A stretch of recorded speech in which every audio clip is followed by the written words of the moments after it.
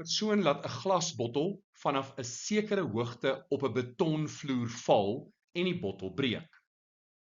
Die persoon laat val dan 'n tweede identiese glasbottel vanaf dieselfde hoogte op 'n dik wolmat, maar die bottel breek nie. Watter een van die volgende is korrek vir die tweede bottel in vergelyking met die eerste bottel vir dieselfde momentumverandering? Die korrekte antwoord is D.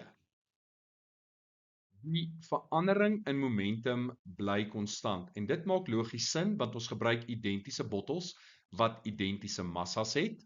Hulle word vanaf dieselfde hoogte laat val, so die eindsnelheid gaan dieselfde wees in beide gevalle en beide word vanuit rus laat val.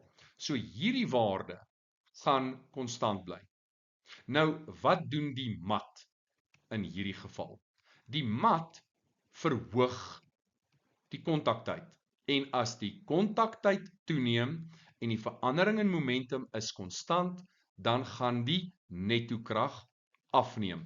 En dit is hoekom die bottel aan die regterkant nie breek nie, maar wel in die geval waar die bottel val op die betonvloer wel breek.